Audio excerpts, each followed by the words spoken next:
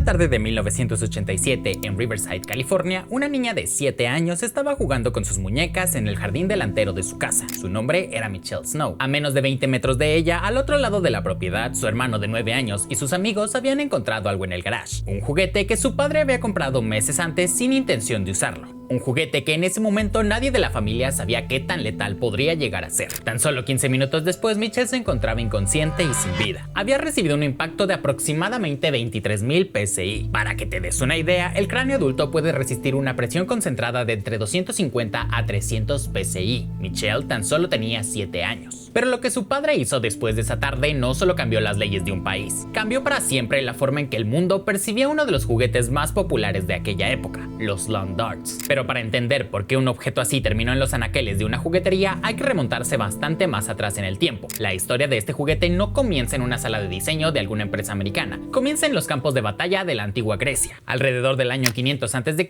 el ejército griego y romano utilizaban un arma llamada plumbata, un proyectil de metal con punta afilada de hierro, un contrapeso de plomo en la parte superior y un asta emplumada en el extremo opuesto. Esta arma se lanzaba en parábola sobre las tropas enemigas, y gracias al contrapeso caía en vertical con la suficiente fuerza como para atravesar la armadura de cualquier ejército contrario. Y fue con este mismo concepto que los fabricantes de juguetes de los años 50 crearían los lawn darts, o como se traduce al español, dardos de jardín. La primera aparición de estos juguetes fue bajo el nombre de Yards, producido por la marca RB Yards Inc. Desde el principio se vendían como un producto de diversión familiar para exteriores. La propaganda de la época los comparaba con las cerraduras, un juego tranquilo, al aire libre y apto para toda la familia, lo que rápidamente los popularizó en los hogares estadounidenses con jardines grandes. La mecánica de juego era sencilla. 2 jugadores, cada uno con un aro de plástico colocado en el suelo, debía lanzar desde detrás de su propio aro los dardos de su color, intentando clavarlos dentro del aro del contrario. El segundo modo, llamado Handley Cup, sumaba 3 puntos por cada dardo clavado dentro del aro y un punto al dardo más cercano que quedara fuera. Aquí hay un detalle que parece menor, pero que más tarde cobrará mucha más importancia. En cualquiera de los 2 modos era obligatorio que los dardos quedaran clavados en el suelo al final de cada ronda. Si un dardo rebotaba, se caía o no lograba clavarse, esos puntos no eran válidos, lo que significaba que el lanzamiento debía ser muy preciso, con la suficiente altura para acumular fuerza de impacto y con la técnica adecuada para lograr que el dardo cayera en vertical y se clavara con fuerza en la tierra. O, dicho de otra forma, el objetivo del juego era lanzar un proyectil de metal con punta afilada y que al caer lo hiciera con la mayor fuerza posible, exactamente como una plumbata, con la diferencia de que en esta ocasión era un juguete y quienes lo lanzaban podían ser niños de hasta 8 años. El éxito fue inmediato. Otras marcas no tardaron en entrar al mercado. Hasbro lanzó sus Javelin Yards alrededor de los 60, Irwin Sports sacó sus propios lawn darts y para los años 70 las ventas alcanzaron máximos históricos. Se estima que en esa época se vendían alrededor de 1.5 millones de unidades al año, a precios que iban desde los 15 hasta los $139 por set. Pero fue en este momento que los primeros accidentes fatales empezarían a ocurrir. En 1970, la FDA emitió una advertencia que en ese momento nadie tomó tan en serio. Los dardos de jardín representaban un peligro mecánico para los niños. Pero, ¿qué significa exactamente esto? Lo que la FDA buscaba con esta categoría era dejar claro algo incómodo. El riesgo de este juguete no venía de un mal uso accidental, ni de una falla de fabricación aislada. Venía del diseño mismo. Por construcción, los dardos de jardín eran un arma arrojadiza. Y solo hacía falta una corriente de aire, un lanzamiento impreciso o que algún niño se atravesara en el momento impreciso para convertir de estos dardos de un juego de jardín a una emergencia médica. Con esta información en mano, Elliot L. Richardson, el secretario del Departamento de Salud, Educación y Bienestar que supervisaba la FDA en ese momento, inició un proceso legal para prohibir estos dardos a nivel nacional. Por supuesto, las empresas no se iban a quedar con los brazos cruzados. Yards Inc., el fabricante más grande de dardos de jardín, demandó directamente a Richardson en 1971 y desafortunadamente ganaron. La corte dictaminó que no era necesaria una prohibición total, pero estableció 3 reglas que debían seguirse de forma estricta.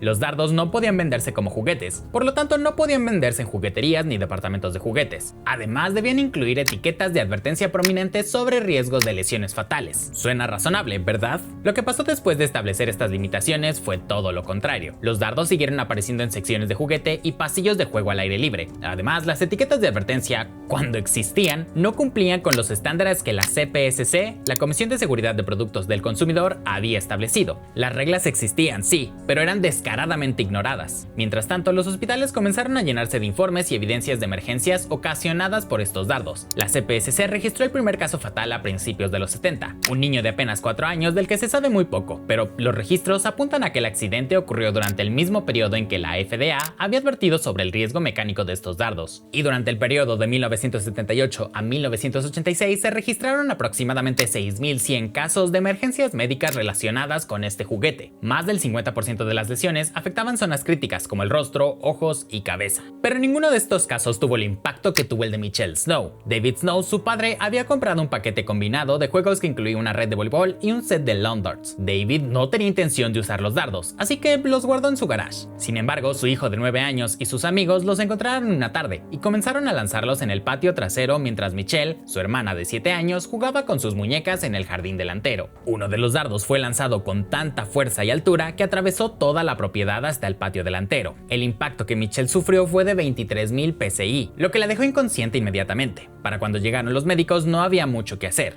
Michelle falleció. La tragedia destruyó a la familia, pero David Snow sabía que tenía que hacer algo para evitar que esta tragedia volviera a suceder. Comenzó a investigar por su cuenta, y lo que encontró lo dejó sin palabras. Los 6.100 casos de urgencias, la muerte del niño de 4 años, las reglas de 1971 que nadie había cumplido, todo apuntaba a un rastro de negligencias que llevaba años acumulándose. Con todo esto en mano, Snow presionó a la CPSC, exigiendo que reevaluaran la cancelación de estos juguetes, lo que finalmente resultó en una junta con el Congreso para votar sobre la prohibición definitiva de los dardos de jardín en el país. Esa misma semana de la votación, una niña de Tennessee fue alcanzada por uno de estos dardos y quedó en estado crítico. El Congreso ya no tenía excusas. En octubre de 1988, el Congreso de los Estados Unidos decretó la prohibición absoluta de los dardos de jardín con punta metálica, y en diciembre de ese mismo año los efectos entraron en vigor. Se prohibía la venta y reventa de estos artículos por parte de fabricantes, distribuidores y minoristas, incluyendo tiendas de segunda mano en línea. Miles de unidades que se encontraban en la cadena de distribución fueron retiradas, y se incitó a los consumidores que tuvieran alguno en casa a destruirlos. La prohibición fue tan contundente que Canadá tomó una decisión similar poco después. Sin embargo, Reino Unido no prohibió los dardos, solo reguló su diseño.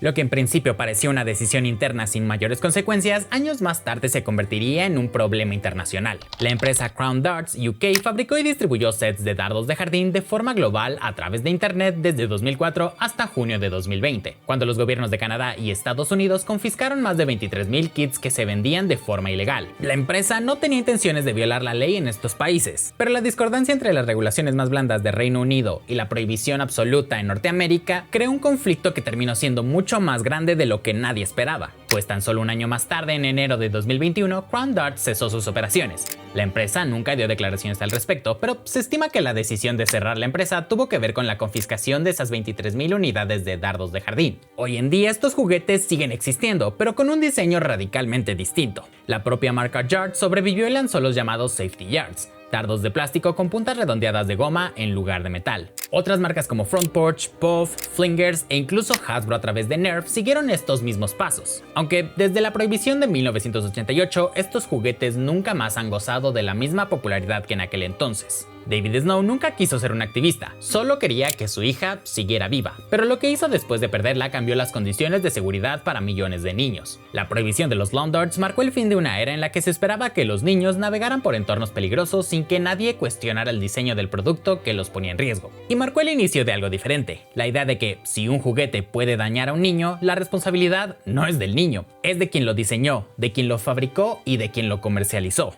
El sistema no cambió por buena voluntad corporativa, cambió porque alguien lo exigió hasta que fue imposible ignorarlo. Lo que me deja con la siguiente pregunta: ¿deberíamos ser los consumidores los encargados de vigilar la seguridad de aquellos productos que compramos? ¿O los organismos reguladores deberían ser más severos y prestar más atención a los potenciales riesgos de un producto mucho antes de que ocurra la primera tragedia? Te leo en los comentarios. Pero si hay un caso de fraude corporativo que resulta verdaderamente interesante, es el de Monopoly, donde el autor original de este popular juego fue desacreditada y reemplazada por un hombre que Parker Brothers, la empresa que comercializó el juego, proclamó como el único y legítimo creador. Si quieres conocer esta historia, haz clic en el siguiente video. Nos vemos allá.